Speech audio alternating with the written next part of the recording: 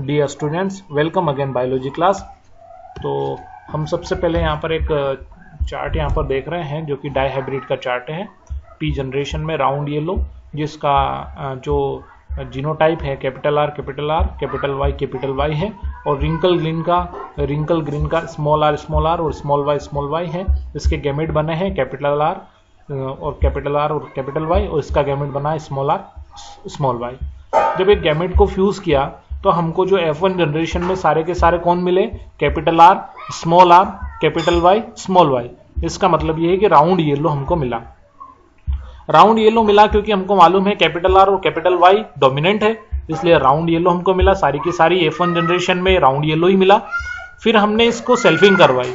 जिस तरह से मोनोहाइब्रिड क्रॉस में हमने जो हमको मिला था टॉल प्लांट सारे के सारे, उसकी अपने सेल्फिंग करवाई थी, वैसे ही हम जो है राउंड येलो जो कि capital R capital Y small Y, इसकी सेल्फिंग करवाएंगे। सेल्फिंग करवाने के बाद में हमको एक यहाँ पर एक चार्ट मिल रहा है, एक टेबल मिल रही है इस तरह से। तो इसके गैमेट बनाए हमने capital R capital Y small Y के। तो इस तरह से बने capital R capital Y small R capital R small Y और स्मॉल वाई सेम है, इसलिए इधर भी ऐसे कैसे ही बनेंगे।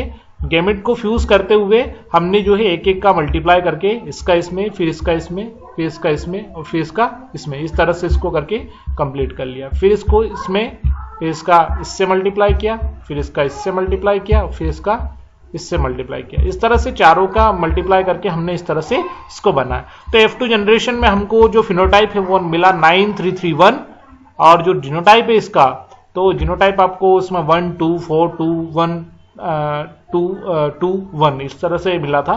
तो ये इसका जीनोटाइप था। तो इस तरह से इसका जीनोटाइप और फिनोटाइप, एक्चुअल में ये डाईहाइब्रिड क्रॉस का टेबल है। डाईहाइब्रिड क्रॉस में हमको इस तरह से जो है यहाँ पर फिनोटाइप और जीनोटाइप मिलेगा। अब यहाँ पर राउंड येलो 9 है, राउंड ग्रीन 3 है, रिंकल येलो 3 है और रिंकल ग्रीन यहाँ पर आपको 1 मिला है। तो ये डाईहाइब्रिड क्रॉस का रिजल्ट है जो हमको इस तरह से देखने को मिल रहा है। ठीक है, इसके बाद नेक्स्ट हमारा नियम है law of independent assortment.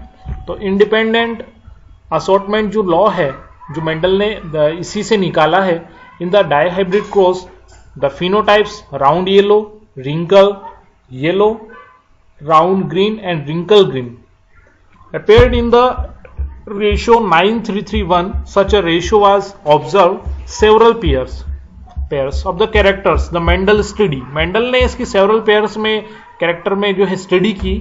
The ratio of 9331 can be derived as a combination series with the 3 yellow 1 green with 3 round 1 wrinkle. This derivation can be written as the 3 round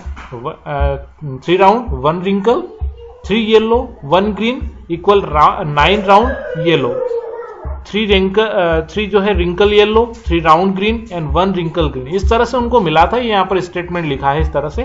based upon the such observation of the dihybrid crosses, Mendel proposed a second set of generalization that the call Mendel of the independent assortment. The last states that we call Mendel as the independent assortment. The lab status that when two pairs of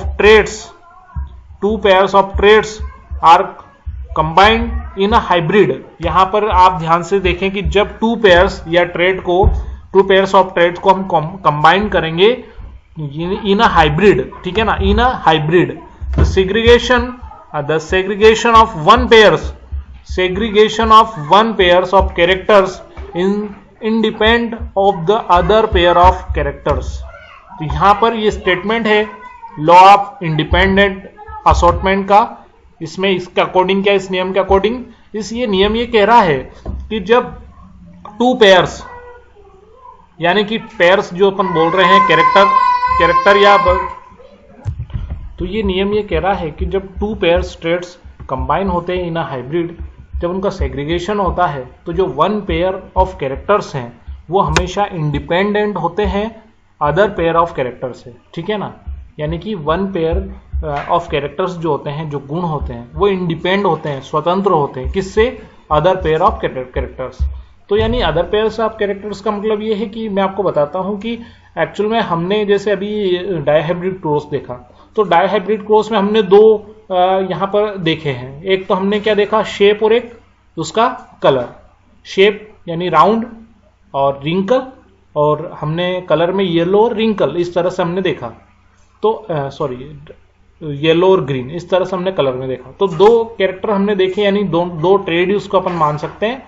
तो अगर मैं मान लूं कि उसकी size जो है, अगर उसकी साइज को अपन देखें तो वन पेयर ऑफ कैरेक्टर, यानी वन पेयर ऑफ कैरेक्टर मतलब यानी कि एक साइज वाला जो कैरेक्टर है, तो उसका कलर जो है अगर उसका जो साइज की अगर अपन बात करें, जैसे साइज उसका अगर राउंड आएगा, गोल आएगा, तो उसका जो कलर है वो उसका अपन ये नहीं कह सकते कि निश्चित ग्रीन ही होगा या येलो ही होगा, वो कोई सा भी हो सकता है। यानी क्यों? क्योंकि जो वन पेयर ऑफ कैरेक्टर है वो इंडिपेंड है किससे? Of the other pair of characters. जो अदर पेयर ऑफ कैरेक्टर्स है उससे बिल्कुल जो है इंडिपेंड है। इसलिए जो दूसरा वाला जो कैरेक्टर है वो जो है कोई सा भी हो सकता है, यानी कि वो ग्रीन भी हो सकता है, येलो भी हो सकता है, ठीक है ना, इस तरह से हो सकता है। तो जो कहने का मतलब ऑल ओवर ये बात कहना चाह रहे हैं कि वन पेयर ऑफ जो कैरेक्टर होते हैं वो इंडिपेंड ही जो है इनहेरिटेड होते हैं नेक्स्ट जनरेशन में या प्रोजेनी में, ठीक है। और अदर पेयर ऑफ कैरेक्टर जो है उस पर उसका कोई इफेक्ट नहीं होता, वो कोई सा भी हो सकता है। तो यही जो है लॉ ऑफ इंडिपेंडेंट असॉर्टमेंट का स्टेटमेंट है और यही इन्होंने बताया है इसमें, ठीक है।